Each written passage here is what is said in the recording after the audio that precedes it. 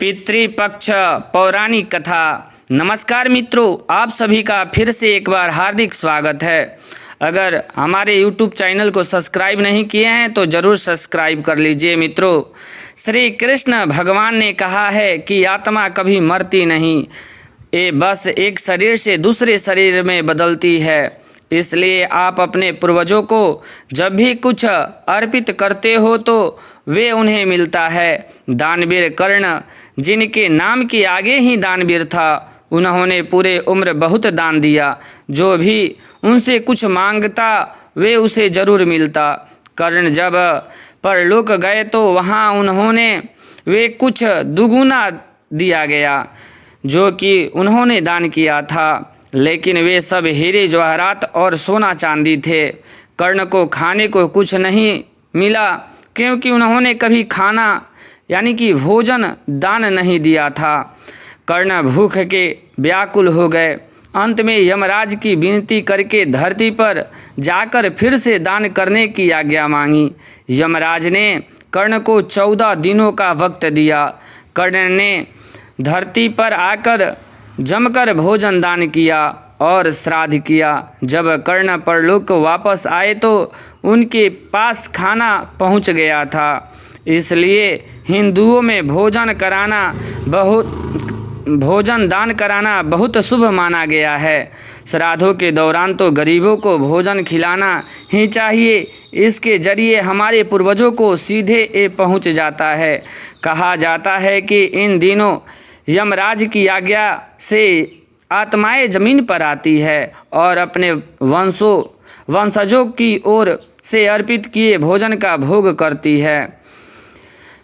अन्य कथा पौराणिक सुनिए। एक बार दो भाई थे, जोगे और भोगे। जोगे अमीर था और भोगे गरीब। एक बार श्राद्ध का वक्त था तो अमीर भाई की पत्नी ने उसे श्राद्ध करने को कहा, लेकिन वे इसे व्यर्थ की बात मानकर टालता रहा। ऐसा करने पर अमीर भाई की पत्नी ने सोचा, अगर श्राद्ध नहीं किया तो लोग बातें बनाएंगे। इसके लिए ऐसा करती हूँ कि अपने मायके वाली को दावत पर बुलाकर अपनी शान दिखाऊंगी। वहीं अमीर भाई की पत्नी ने श्राद्ध पर मदद करने के लिए गरीब भाई भोगे की पत्नी को बुलाया। श्राद्ध का दिन आया तो भोगे की पत्नी पूरा दिन काम पर लगी रही, पूर्वजों के लिए खाना बनाई। लेकिन जैसे ही उनके पूर्वज खाने आए तो क्या देखा कि वहाँ पर तो अमीर भाई के ससुराल वाले खा रहे हैं। पितर निराश हो गए तो वे गरीब भोगे के घर गए तो वो वहाँ क्या देखा कि पितरों के नाम पर अगियारी दी गई है। पितरों ने उनकी राख चाटी और भूखे ही चले गए।